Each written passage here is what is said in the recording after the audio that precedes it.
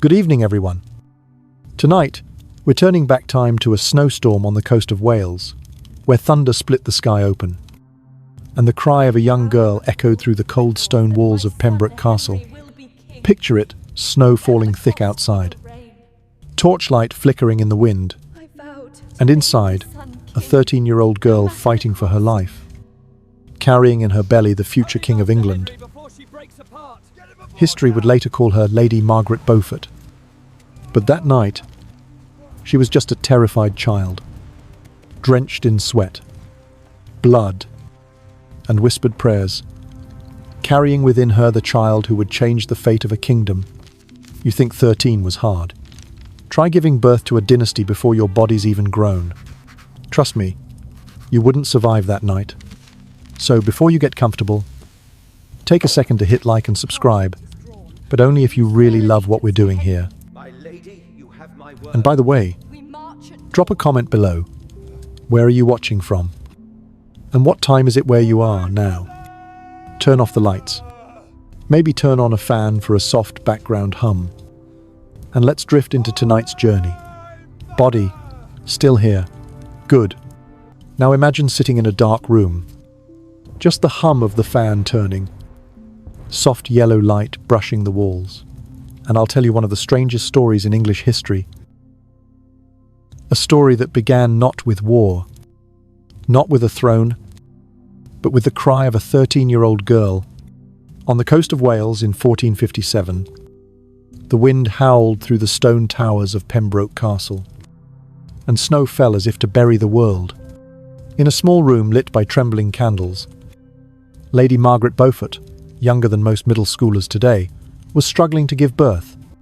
They said her cries that night echoed down the frozen halls like the voice of destiny.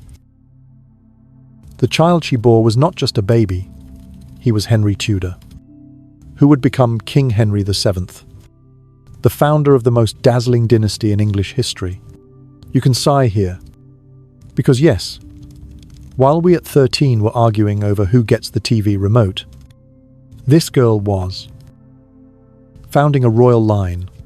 You'll find this event in any history book, but one detail is often left out. The physicians had already prepared her burial shroud. They were sure she wouldn't survive.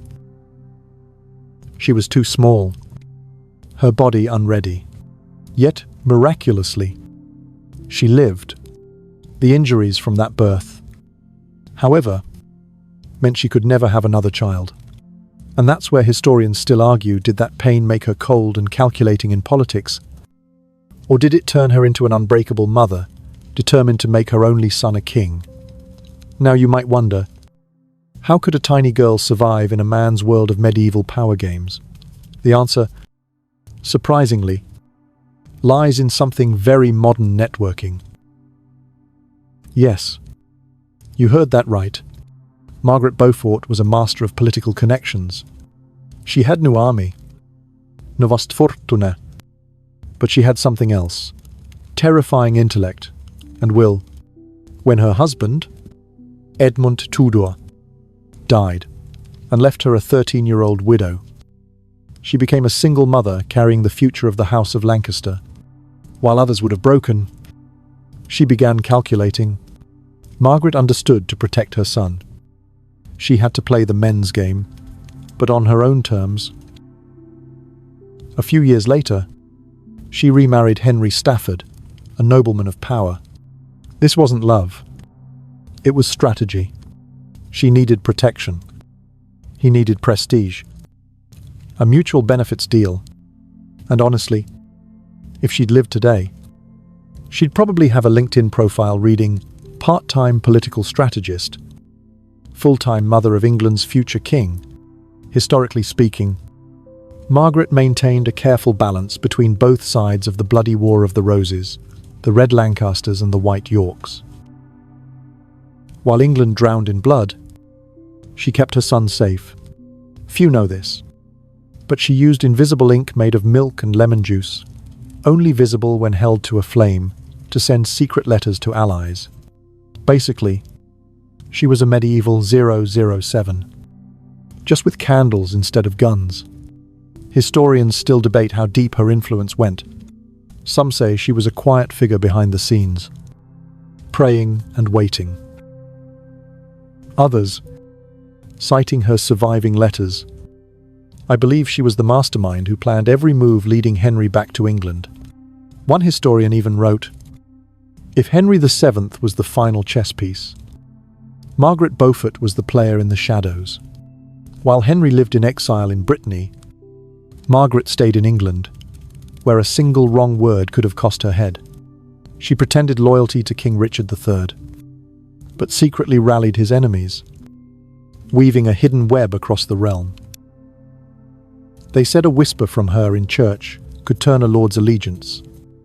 Some monks even carried her letters, because really, who would suspect a woman always on her knees praying? If you're smiling, you're right. Margaret played politics in a way no one expected through faith and silence. She made the court believe she was weak, while she quietly moved the board beneath their feet. At one point, she nearly faced execution for treason. Letters linking her to rebellion were found, and only her husband, Lord Stanley, shielding her, saved her life. If she lived today, she'd make the top 10 untouchable power players list. No question. Then came 1485, the night before Bosworth. Henry, the son she bore in agony, was now a man with a sword. Margaret wasn't on the battlefield, but people said she stayed up all night praying, her candle burning until dawn. When the sun rose, news came: Richard III was dead. Henry Tudor was king. Official history: the Battle of Bosworth ended the Wars of the Roses and began the Tudor dynasty. The lesser-known moment: on that blood-soaked field, Henry asked for the crown found on Richard's body to be placed upon his head, and the first words he spoke were, "For my mother." Yes, amid the corpses of war, the first king of the Tudor line thought of his mother. A small gesture, but enough to make a storyteller pause and wonder if, perhaps, true power doesn't always lie in the sword, but in a mother's whispered prayer. Historians still argue whether the phrase, "for my mother," was real or later myth. But one thing is undeniable: Henry VII gave his mother a position no woman before had held, the king's mother, with the right to walk into court, honoured like a queen without a crown. Margaret lived many more years, founding colleges at Cambridge, turning faith and learning into legacy. They say that in her final days, she often whispered, "I only ask God to let me see my son crowned." And he granted her that, along with a dynasty behind her. If you're still awake by now, perhaps you feel it too, that true strength isn't always loud. It can lie in quiet resolve, in trembling hands that keep praying, in a promise whispered through the cold, "My son will be king." And you know what? If Margaret Beaufort lived in the 21st century, she'd probably post a status saying, "I don't need power. I just need my son to win." A touch of irony, yet full of truth, because sometimes history isn't written in ink, but in motherhood mixed with a hint of coldness. Outside, the night wind still blows. Somewhere in the memory of England, the old walls of Pembroke Castle still hold the cry of a 13-year-old girl, the cry that began a dynasty.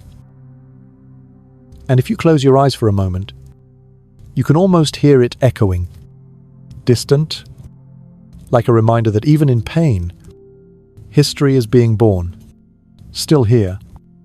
Are you good? Then sit with me a little longer, because tonight, we'll go deeper into the life of Lady Margaret Beaufort, the woman to whom all of England owes a dynasty. She wasn't born into absolute wealth, but neither was she ordinary. In the spring of 1443, Margaret was born into a world of turmoil. England was losing the 100 Years' War with France, and the seeds of civil war were already sprouting in the royal family. Her father, John Beaufort, Duke of Somerset, had once been a celebrated general But his glory quickly crumbled.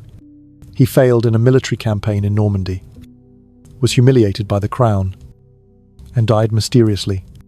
Some said he took his own life. Others believed he was poisoned. But whatever the truth, Margaret was only an infant, and fate had already drawn her path fatherless, trapped in the game of power before she could even speak. Her mother, Margaret Beauchamp, was a resilient woman, and one could say she was the prototype of the political coldness her daughter would later perfect. When Margaret was still a little girl, her mother arranged her first marriage at the age of 6. Yes, 6. Her future groom was the son of the Duke of Suffolk, a carefully calculated alliance meant to strengthen the family's influence. But fate, as always, doesn't play fair.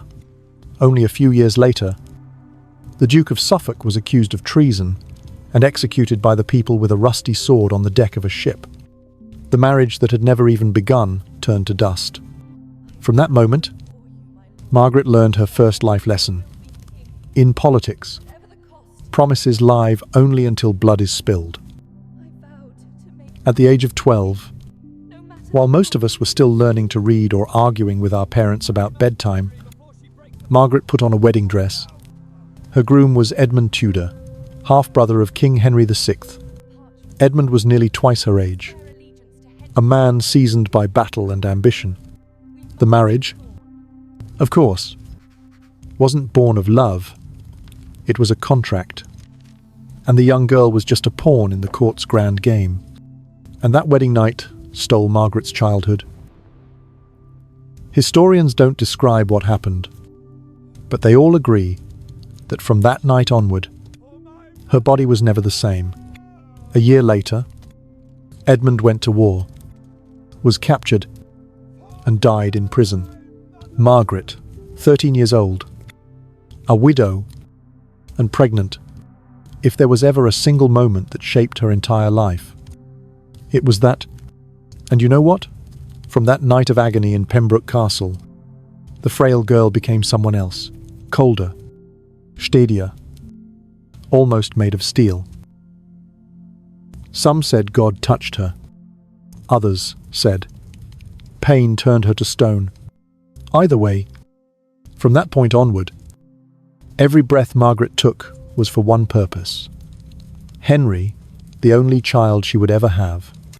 When Henry was a few years old, England was torn by the Wars of the Roses, and Margaret became a fugitive mother. She constantly moved from place to place, entering new marriages for protection. Henry Stafford, her second husband, didn't love her, but was wise enough not to cross her. They lived in a quiet political marriage, where she could plan, read letters, send coded messages, and pray for hours. What few people know is that Margaret wasn't only devout, but frighteningly intelligent. She could read Latin, knew the law, and often wrote her own political letters with razor-sharp wit. In an era when women were treated as decorations of power, she was among the few genuinely respected by male nobles. Some even called her the saint of political intrigue, not because she betrayed, but because she calculated every move as if playing chess with death itself. After Henry fled to Brittany, Margaret stayed in England, living among enemies and pretending loyalty to King Richard III.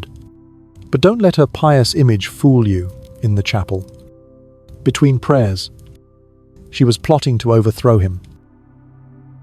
They said she used noble women in the court as her eyes and ears, and even smuggled gold through merchants to fund the rebellion across the sea.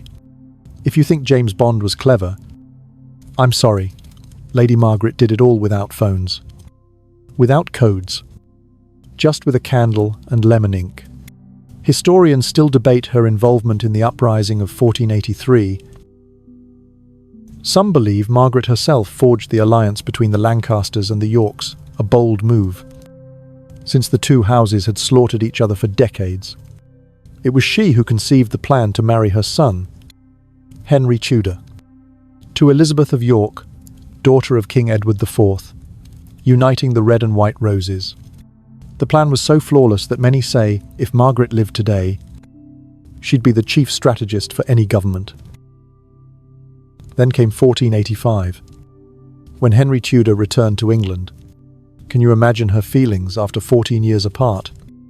After living every day in fear, she heard that Henry was marching through Wales, the very land where she had once given him life. They say when news of the victory at Bosworth reached her, she simply looked up and said, "Praise be to God." No tears, no cheers, just silence, as if she had known the outcome all along. After Henry's coronation, Margaret didn't just become the king's mother, she became the king's mother. A special title never before given. She had her own seat at court, could enter the royal council, and every noble understood that if they wanted the king's favour, they first needed the nod of the king's mother. But what made Margaret truly admirable wasn't power, it was how she used it. She didn't indulge in luxury, didn't build palaces or hoard gold. She built schools, 2 great colleges at Cambridge, Christ's College and St. John's College, were founded or funded by her.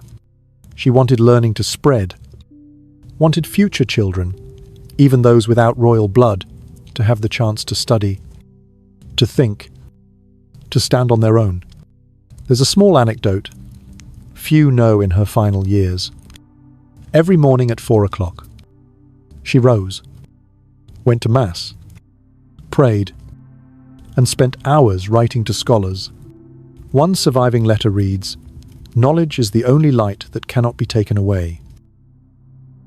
A simple line, but if you had seen England's darkness after war, you'd know how precious it was.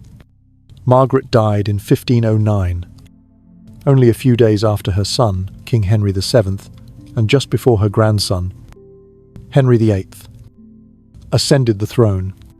Perhaps God let her see just enough to rest in peace.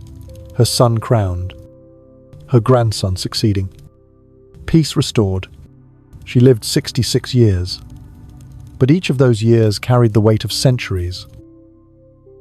Today, when you walk through the courtyard of St. John's College in Cambridge, you might see a statue of a thin woman kneeling, hands clasped in prayer. That is Margaret Beaufort. No crown, no robe, no sword, just a mother, praying for her child, and by doing so, laying the foundation of a dynasty.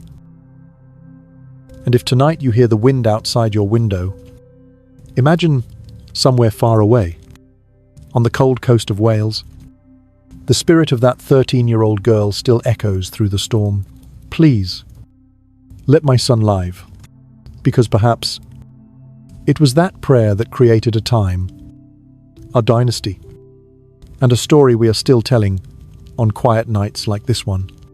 Still awake, good, because the most fascinating part of this story hasn't even begun yet.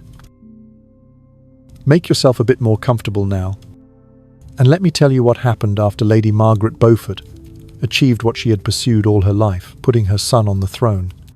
Henry Tudor, now Henry VII, ascended in 1485 after defeating Richard III at Bosworth. For many, that was a happy ending, war over. The realm united, the red and white roses blooming together on a single crown. But for Margaret, victory did not mean rest. She was never the sort to sit and admire a sunset. Once Henry became king, she began a new role, no longer the woman praying quietly in the dark, but the silent brain of the whole court. They say that in the early Tudor days, no proclamation was issued without passing under Margaret's eye. She lived within the palace, but not with her son, choosing instead a private religious house, both to keep a humble image and to hear everything without being tagged as scheming. A wise choice. Exactly how she had lived her entire life, always one step behind power.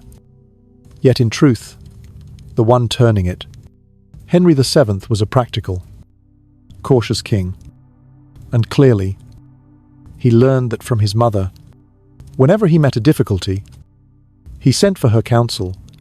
There was even a moment in council when a noble slipped and said, "Your Majesty, the only person who can change your mind is your mother." The room laughed, but everyone knew it was true.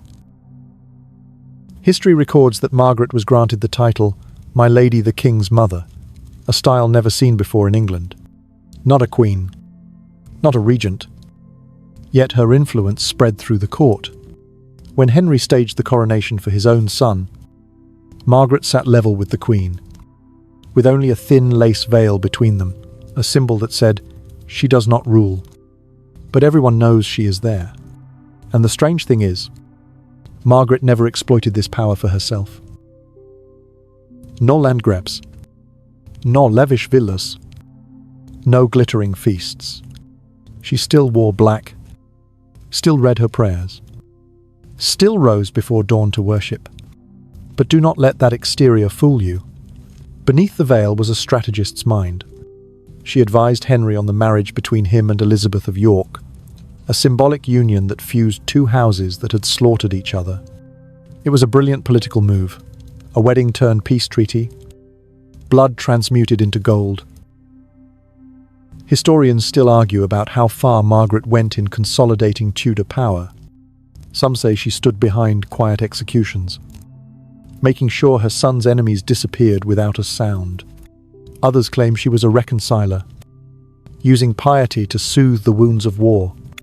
As for me, I think the truth lies between those extremes. Margaret understood that faith and power are two candles that cannot be separated, one to light the path, one to burn those who block it. And then, as the Tudor realm steadied, she began another mission, one no longer tied to the throne, learning. You see, Margaret did not only want her son to rule, she wanted the people to think, to study, to read. So she became a great patron of education and religion. She founded Christ's College and later St. John's College at Cambridge, two schools that still stand, breeding scholars, philosophers, and leaders. When a scholar once thanked her for her patronage, she simply answered, "Thank God. I only repay what he has given me." The capacity to learn.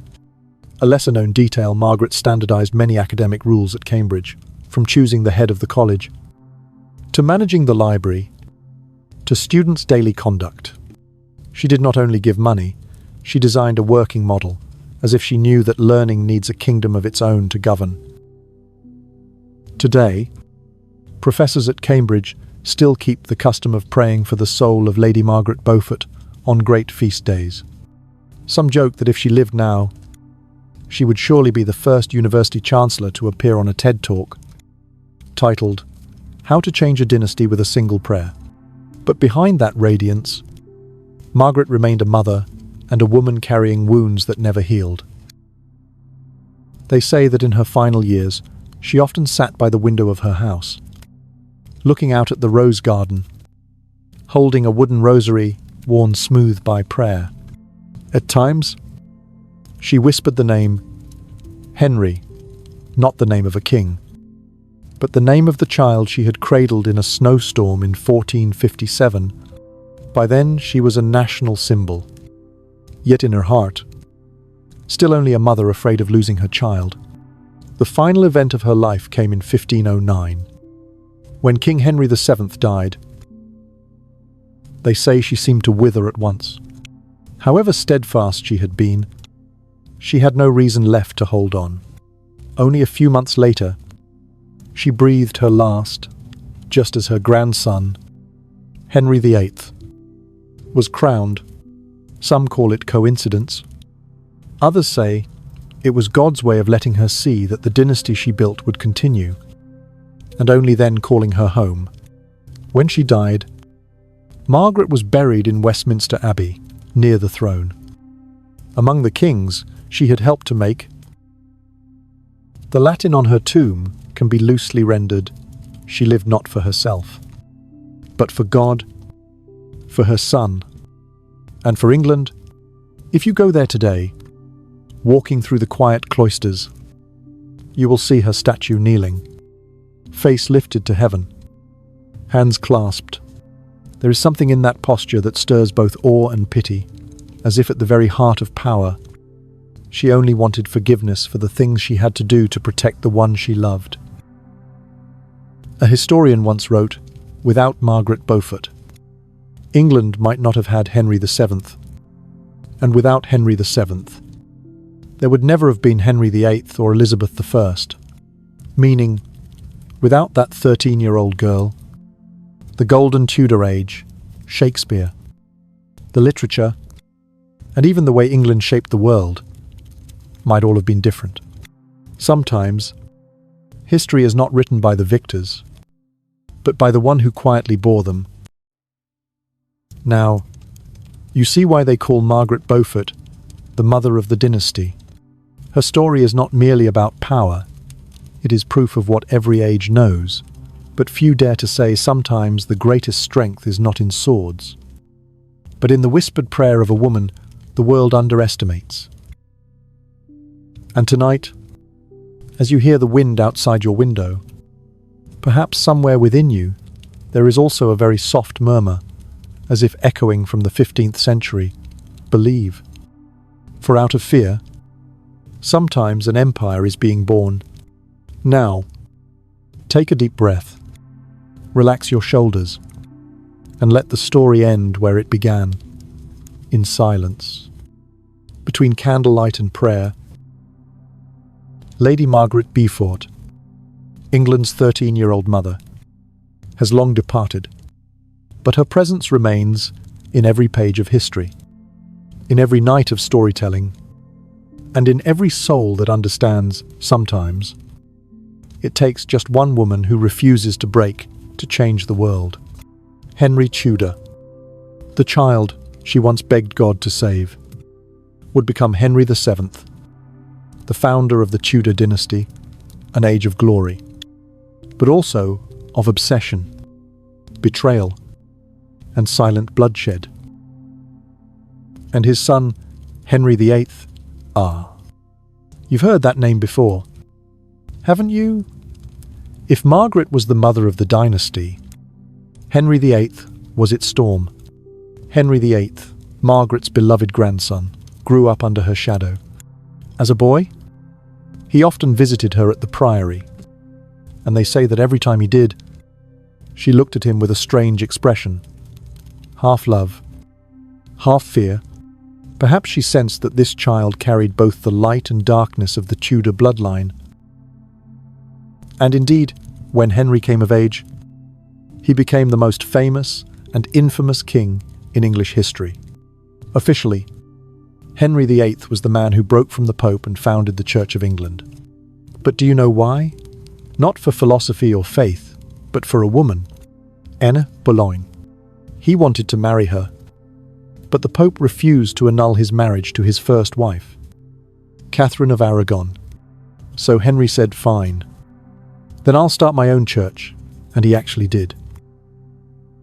If Margaret had lived to see it, she might have sighed and said, "I prayed for my son to be king, not for my grandson to turn all of Europe into a national scandal."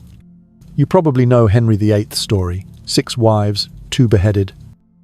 1 died in childbirth, 1 divorced, 1 annulled, and 1 survived. It wasn't just about love, it was politics. The hereditary curse of the Tudor bloodline, the obsession with controlling destiny. Historians still debate whether Henry's cruelty was the spiritual legacy of his grandmother, Margaret Beaufort. Some say she passed him her iron will. Others argue he inherited not her strength, but her obsession, the need to preserve the line, to guard the crown, at any cost. From Henry VIII, that bloodline split into many branches. 2 of his daughters, Mary I and Elizabeth I, each became legends in her own right. If Margaret laid the foundation, Elizabeth reached the summit. Mary I, also known as Bloody Mary, was the daughter of Catherine of Aragon. When she ascended the throne, She tried to restore England to Roman Catholicism. The result? Hundreds of heretics burned, blood flowing across the squares of London.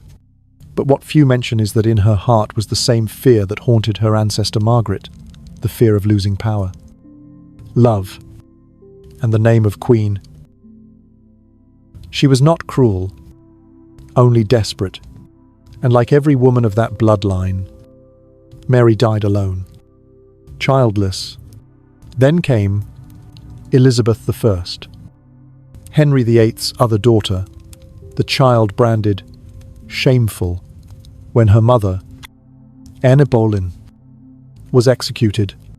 Yet that girl became the most legendary queen in English history, the Virgin Queen who never married, yet made all Europe bow. Under her rule, England entered its golden age, the literature of Shakespeare, the voyages of Francis Drake, and the birth of empire.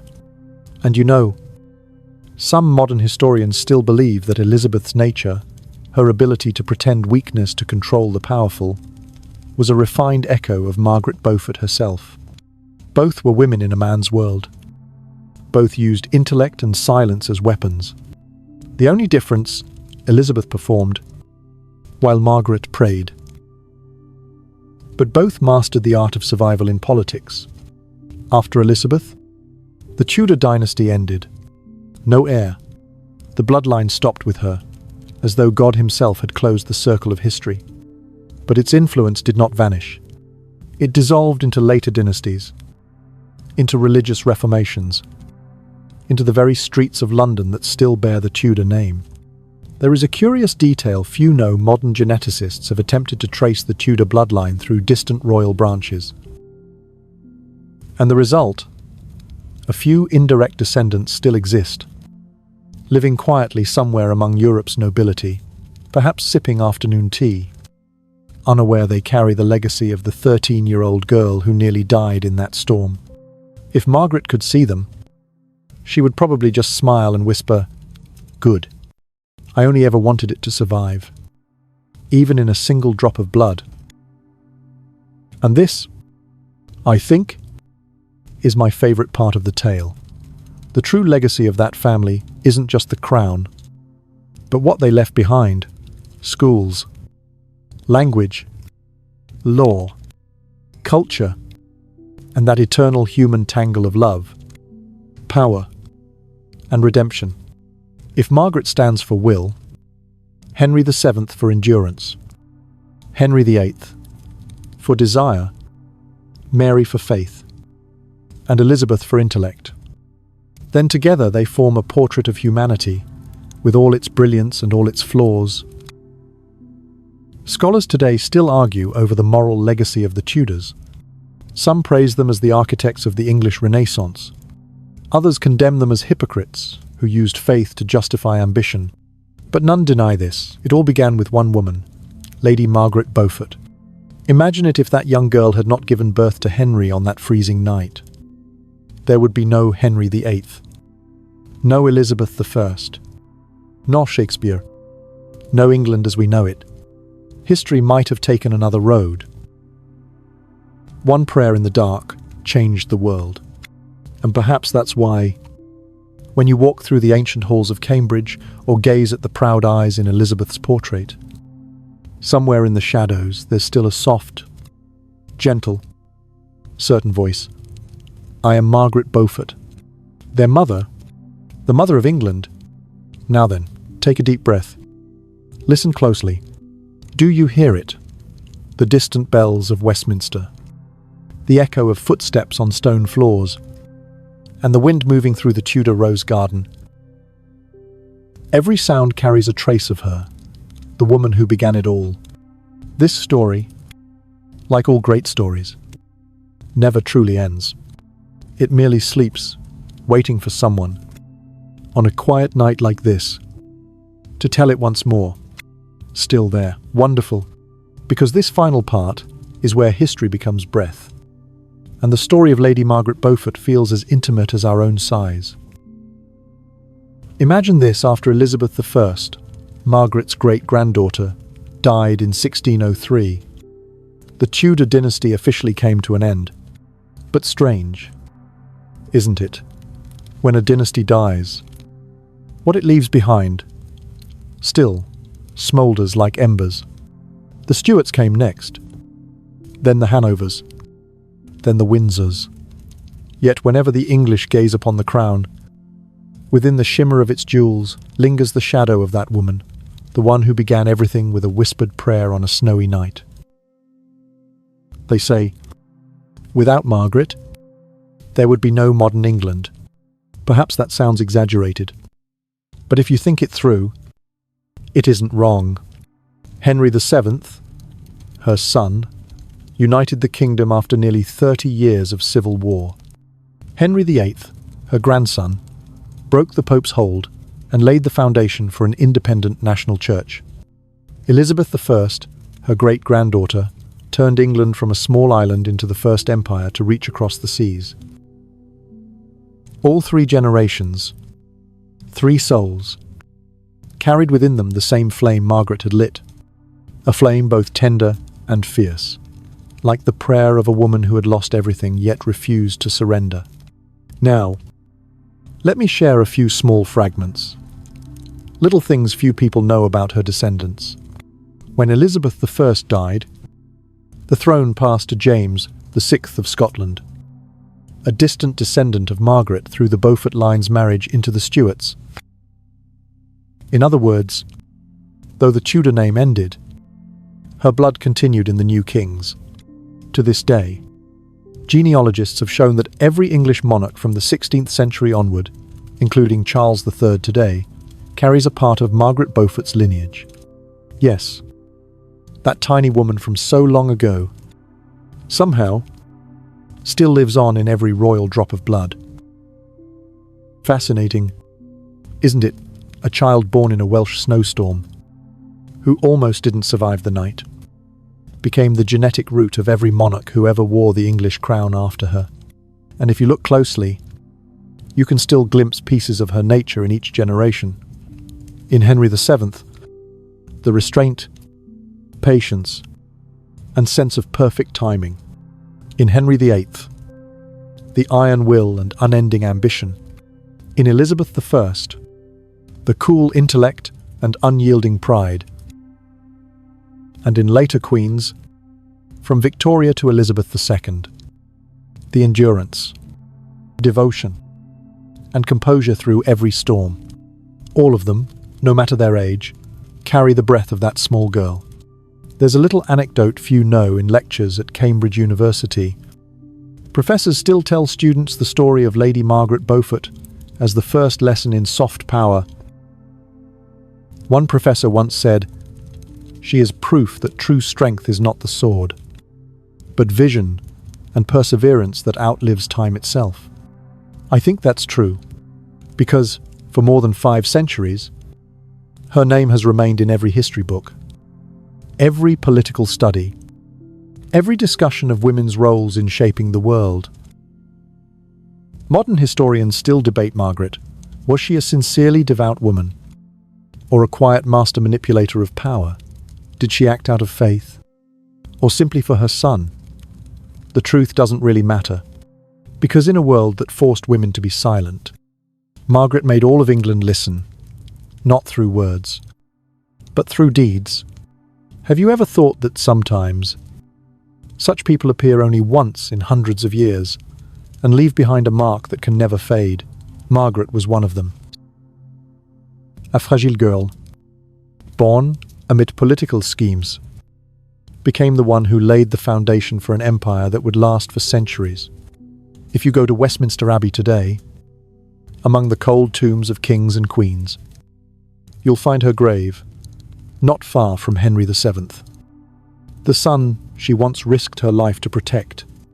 On the tomb is carved an ancient Latin phrase, translated as, "She lived not for herself, but for God, for her son, and for her country." Those who visit still say that standing before her tomb feels like standing before someone who is half human, half symbol, a mother, a strategist, a pioneer, and perhaps If you listen closely, you'll hear the wind murmuring through the old church like a whisper. It all began that night. The night I begged for my child to live. Someone once asked me, if Lady Margaret Beaufort lived in the 21st century, who would she be? I think she would be the kind of leader who doesn't need to shout. Someone who understands that power doesn't come from holding control, but from knowing when to wait, when to act, and when to stay silent. She might be a prime minister, a professor, or simply a mother, but always with that same heart, unafraid, unyielding. Now, when you think of England, of Big Ben, Buckingham Palace, Shakespeare, or the old streets of London, remember that all of it exists because a small girl in Pembroke did not die on that snowy night in 1457. One night, one life, and an entire dynasty. History sometimes needs only one person, one who dares to believe when everyone else doubts, one who rises when all others bow. And Margaret Beaufort was that person.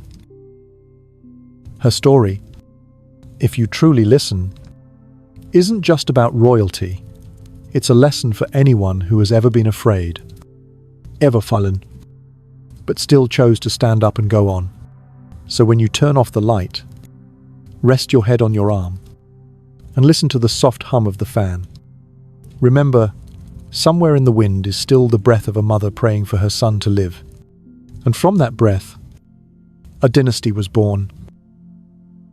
Now then, close your eyes. And tonight, I hear the bells fade, hear history whisper like a lullaby. My story never truly ended. It is only sleeping in the hearts of those who still believe in the impossible. Have you ever thought that in every family, there is always someone born to carry the soul of their ancestors? If Margaret Beaufort was the one who birthed the Tudor dynasty in pain and blood, then Elizabeth I, 3 generations later, was the one who lived to keep it from falling apart. Between them lay nearly a century. Yet their destinies mirror each other, both doubted, both lonely, both wielding silence as a weapon. In 1533, Elizabeth was born at Greenwich Palace, the daughter of King Henry VIII and Anne Boleyn, his second wife. Beautiful, daring, and short-lived. It was the moment the whole kingdom awaited a prince. But instead, Henry received a red-haired baby girl. You can imagine his face, not exactly delighted, but strangely, in that first glance, Anne held her daughter tightly and whispered, "You will change England." Perhaps at that very moment, the blood of Margaret Beaufort stirred once more, through Elizabeth. Yet Elizabeth was not born to be loved. When she was only 2 years old, her mother was executed. Henry VIII, the king with 6 wives, ordered his daughter's name struck from the line of succession. Elizabeth, the once pampered red-haired child, suddenly became the bastard of sin. Sound familiar? Yes, history repeated itself, as though the shadow of Margaret was watching her great-granddaughter and whispering, "Learn to survive in silence." My girl. As she grew, Elizabeth was sent to live with tutors and noble households. They said she devoured books, speaking Latin, Greek, French, Italian, and even reading the Holy Scriptures in Hebrew, exactly like her ancestor Margaret, who read prayers and wrote letters by hand amid wars. Both found power in knowledge, not in weapons, not in men, but in words. A lesser-known story, as a young woman, Elizabeth was suspected of having an improper relationship with her guardian, Thomas Seymour. Rumour said he would visit her chamber at dawn, playing far too familiarly. When the court heard of it, she was questioned, placed under guard, yet never pleaded or cried. The recorder wrote that she said only, "I shall keep my tongue." For sometimes, silence is the only wall a line so chilling you can almost hear Margaret's breath echoing through the centuries. Then destiny turned again. When Mary I, her half-sister, daughter of Catherine of Aragon, took the throne, Elizabeth became a threat. Mary was a devout Catholic. Elizabeth, a Protestant. Two faiths, like two drawn swords. And so, Elizabeth was thrown into the Tower of London, where so many had entered, never to emerge. Once, Mary asked her, "For whom do you pray?" "Elizabeth," she replied, "I pray for the one who needs the light most." Mary frowned, unsure whom she meant, herself, or Elizabeth, an answervage, brilliant and dangerously sharp. Historians still debate, was Elizabeth truly devout, or did she wear faith as a political mask? Some say she was a hidden skeptic. Others believe she alone truly thought that God stood beside the wise. Either way, that same silence and patience saved her life, just as Margaret's had saved hers in a world of chaos. In 1558, when Mary died, Elizabeth ascended the throne at the age of 25. The whole nation exhaled in relief. After nearly 30 years of bloodshed, the people longed for a queen who could bring peace. And Elizabeth did, but not through softness. She ruled with intellect, a smile, and steel hidden behind her gaze. You know, in her court, no one ever truly understood the Queen's nature. One day, she laughed and granted favors. The next, she coldly signed the death warrant of someone who had once written poetry in her praise. They called her the Virgin Queen, but perhaps the untouchable Queen would have been more fitting. No one could reach her, not through love, not through power. Many suitors came, princes of France, kings of Sweden, dukes of Austria, even old enemies. But Elizabeth smiled and refused them all. She said, "I am married to England," a line both romantic and ruthless. Much like Margaret once said long ago, "I do not live for myself, but for my son," both understood in a man's world. A woman had only two choices to be ruled, or to rule herself. What's fascinating is that Elizabeth inherited not only Margaret's will, but her loneliness all her life. She had no husband, nor children. The throne was everything, and also her prison. Each night, she would walk through Whitehall Palace, candlelight glimmering against her golden gown, her face shadowed with sadness. Servants said she often stood for long moments before the portrait of Henry VII, the ancestor she never met. Perhaps she was thinking of the chain of fates before her: Margaret, Henry VIII, Mary, all bearing the same inheritance power bound to solitude. Some historians believe Elizabeth lived to complete what Margaret had begun, transforming England from a fractured realm into a unified empire of the spirit. She unified faith, language, and national identity.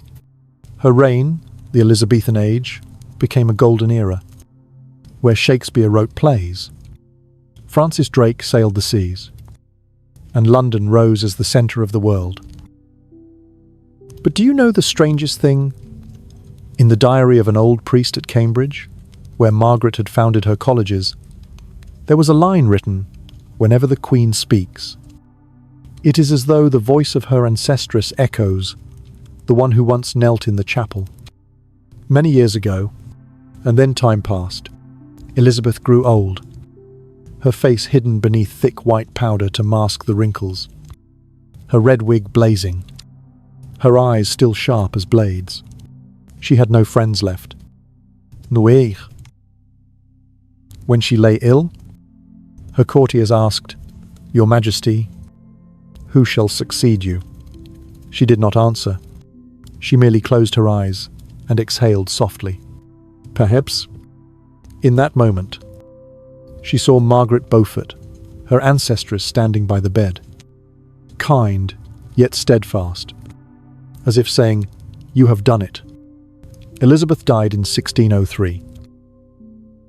When her coffin was carried down the River Thames, they said the moonlight shimmered upon the water, turning it into a silver path, as though leading her spirit back to her ancestors. From Pembroke to Westminster, from a 13-year-old girl's prayer to a golden dynasty lasting more than a century, it was a perfect circle. If Margaret was the one who birthed the dynasty in blood, then Elizabeth was the one who made it immortal through wisdom. 2 women, 2 centuries, 1 soul. And tonight, as you listen to this story, perhaps somewhere in your mind you can also hear that distant whisper, "Be silent. Learn. And wait, for your time will come." Now then, take a deep breath. Feel the cool air brush against your skin. The wind outside still blows, like the breath of 2 great women, and their story has never truly ended. Good, you're still here. You don't want it to end yet. Do you? Neither do I. Because for Elizabeth, an ending was never death, but a gentle fading into history, like a wisp of incense, not yet gone. So let's continue. Slowly, let this voice carry you deeper into the world of the Virgin Queen, the granddaughter who carried the soul of Lady Margaret Beaufort, the last of the Tudors. Have you ever noticed that those who live alone for too long often learn to turn loneliness into ritual?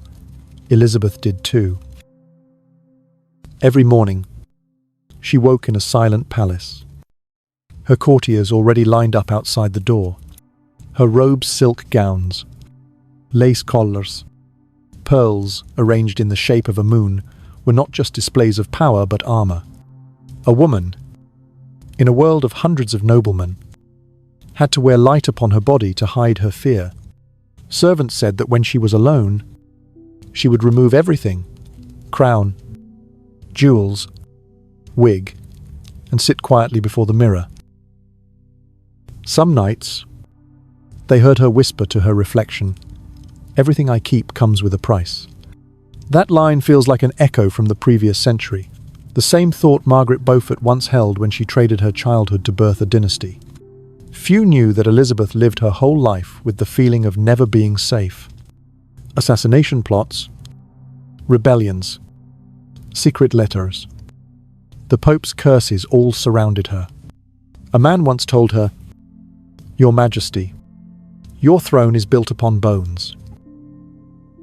She only smiled and answered softly, "Then pray I never stumble upon my own." Witty, cold, and sharp, as if Margaret was speaking through her granddaughter's lips, "I am still here." In every word. There is a strange story recorded in the diary of the Earl of Leicester, Robert Dudley, the only man people believe Elizabeth ever loved. They had known each other since youth. When Elizabeth became queen, Dudley stood ever near, beside her in councils, on royal progresses. During nights when London lay silent under the moonlit Thames, the people whispered, calling him the Queen's man, while enemies called him the shadow beside the light. But that love, however real, was never allowed to touch. Elizabeth once said, "If I belong to anyone, I lose myself." And perhaps that was the curse of all Tudor women, from Margaret to Mary to Elizabeth, women who loved, yet could never live as ordinary souls. Historians still debate whether Elizabeth truly loved Dudley. Some secret letters were found reading, "My eyes were made only to see you," but there are also records claiming she never shed a tear when he died. Perhaps, for Elizabeth, love was only passing rain, while the crown was the sea. When you look at portraits of Elizabeth, pale skin, long neck, deep brown eyes, hand holding a golden orb, symbolizing the world, there's something curious. She never aged. She decreed that every painter must portray her forever young. It may sound vain, but if you understand here, you'll see it was no vanity. It was strategy. In an age when women were judged by years, a queen could never grow old, because beauty was soft power.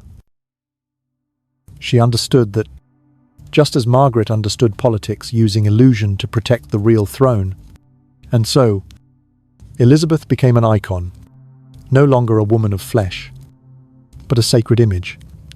Gloriana, the Virgin Queen, the light of England. That was the moment she stopped living for herself and lived for an entire realm, just as Margaret had lived not for herself, but for her son and her bloodline. There was one night I always remember when telling her story. That night, in 1601, Elizabeth stepped onto the palace balcony, looking down at the crowd gathered below. The wind blew hard. The candle in her hand wavered, almost extinguished. A servant rushed forward to shield it, but she raised her hand. Do not. If the flame wishes to die, let it decide for itself. The servant bowed, terrified, and the people fell silent. She gazed at the flickering light and whispered softly, perhaps to herself, as long as one remembers this light, I still live. I've always thought that moment was Elizabeth's farewell to the world, not in tears or ceremony, but in a trembling flame caught in the wind. When Elizabeth died, all England seemed to fall into a strange sleep. They said that very night, the Thames rose high, clouds thickened, and thousands of white swans left London. The people believed the Queen's spirit was departing, returning to her ancestors. Some even said, on foggy nights at Westminster, if you pass her tomb, you can hear lace brushing the stone floor and smell a faint trace of jasmine, the fragrance she once wore in life. And so, the circle closed. From Margaret to Elizabeth, from the 13-year-old girl trembling in a storm, to the last queen seated upon a golden throne, it was a journey of 148 years. A journey of women who did not wait to be saved, but saved themselves. Looking back, you see Margaret used faith to give birth to a dynasty. Henry used politics to hold it. Elizabeth used intellect and image to make it immortal. All three, like candles on a single stand, burned differently, but lit the same path. And that path became modern England. If you ask me what made Elizabeth truly great, it wasn't victory or intellect, but absolute freedom of spirit. She let no man define her, no past bind her, no loneliness destroy her. She turned everything into strength, just like Margaret, who once knelt praying in blood, only to keep her son alive. 2 women, 2 centuries, and 1 legacy: power through grace, strength through silence. And if you are hearing these words late at night, perhaps you can feel that same energy, the blend of softness and resolve. It is not the power of weapons or thrones. It is the power of those who know how to wait, to endure, to rise, to smile, even when the world stands against them. Maybe that's why you're still awake, because somewhere deep inside you, that queen still breathes. The part of Margaret within you, the part of Elizabeth within you, together, quietly smiling. Now then, take a deep breath, feel the silence in your room, and let this story fade away, like the candle Elizabeth once held, flickering, warm, yet never extinguished. Do you remember Elizabeth I, the Sun Queen, granddaughter of Margaret Beaufort, died without a child? The crown that Margaret had sworn to protect for her bloodline suddenly became empty. No one could have guessed that. At the moment Elizabeth closed her eyes in 1603, that crown would cross a border, leaving foggy London for the northern land of Scotland. A new dynasty was born, the House of Stuart. And the first to wear that crown was James VI of Scotland. Son of Mary Stuart, the woman Elizabeth had once ordered executed. Sounds ironic, doesn't it? A childless queen, who killed her kin, And in the end, the blood of the executed inherited her throne. History can be more ironic than any play by Shakespeare. James I, as the English called him, was a curious figure. He was not as imposing as Henry VIII, not as radiant as Elizabeth, nor as calculating as Margaret. He was a scholar, fonder of books than of swords. They said that while Elizabeth ruled with her gaze, James governed with parchment and pencil. Truly, he loved writing notes so much that once, during a royal feast, he suddenly pulled out a pen to jot down a venison recipe in his political notebook. But do not underestimate him. For James, knowledge was also power. He was the patron behind the most famous translation of the Bible, the King James Bible. In 1611, it was that Bible which shaped modern English, influencing literature, religion, and even the way we still say, "Let there be light," today. Perhaps, somewhere, the spirit of Margaret Beaufort, the woman who once knelt through nights reading Latin prayers, smiled. A century later, her dynasty was still writing sacred words. But power always comes at a price. James inherited Elizabeth's crown, but not her people's love. The English saw him as a foreigner, the Scots saw him as a traitor. And the nobles called him the scholar on the throne, which sounded like praise, but was really mockery. So, though he was king of two realms, James remained as lonely as the two women before him. There's a small detail few ever notice in his study. On his desk, there were always two things: a Bible and a small portrait of Elizabeth I. Why? No one knows. Some said he respected her as an ancestor. Others believed he kept it there as a warning. This is the woman who killed my mother. Historians still debate it. But one thing is certain in James's heart. The image of Elizabeth never faded. And, though he would never admit it, the woman he feared most was the one who taught him how to be a king. From here, another miracle began. The House of Stuart united two kingdoms, England and Scotland. For the first time in history, the entire island of Britain lay beneath one crown. If Margaret had birthed a dynasty, and Elizabeth had kept it alive, then James turned it into a single nation. But you know, history never stops at happily ever after.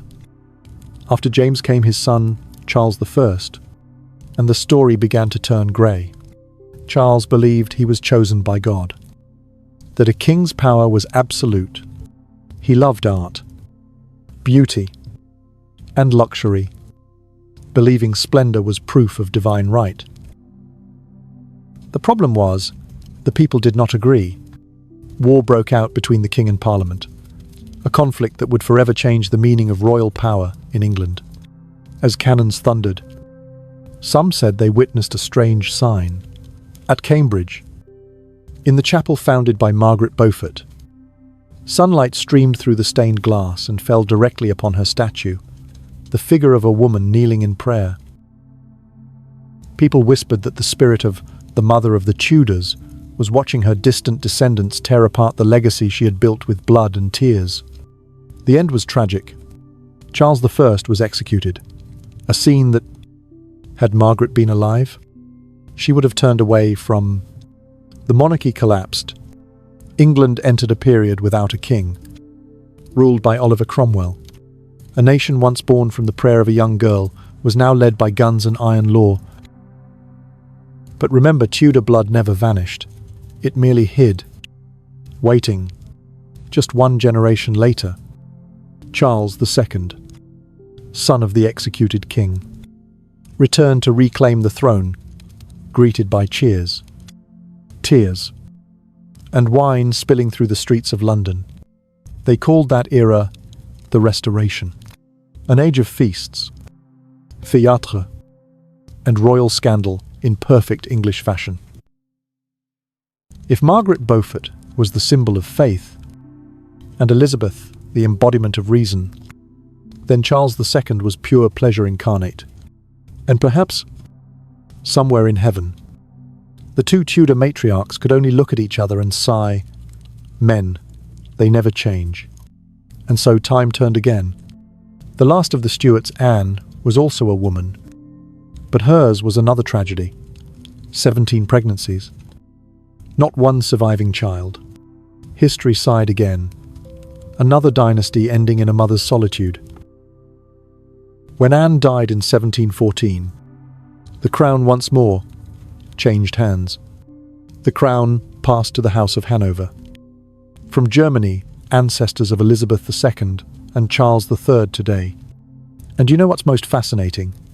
Through the tangled marriages of 3 centuries, Margaret Beaufort's blood still runs in their veins.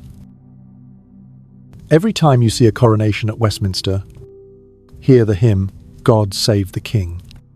Somewhere, within the royal blood itself, still beats the heart of that 13-year-old girl, the one who gave birth to a New England. Today, if you walk through the corridors of Cambridge University, you'll see a small plaque that reads Margaret Beaufort, the King's mother, the founder. And at Westminster, just a few miles away, the tomb of Elizabeth I lies beside Mary, the sister she once feared most. 2 graves, side by side, sharing a single stone, partners in throne and tomb. Strange, isn't it, in death? They finally rest in peace together. The night is late now. If you're still awake, imagine this. The lamp on your desk is the candle Elizabeth held that night. The steady hum of your fan is the breathing of Margaret, still waiting patiently for a future that never stops moving forward. And this story, it stands as proof of something small, yet eternal. That one mother can change the fate of the world. Now then, turn off your screen and let the echoes of those women lull you to sleep. Because when you dream, history continues to be written in your very breath.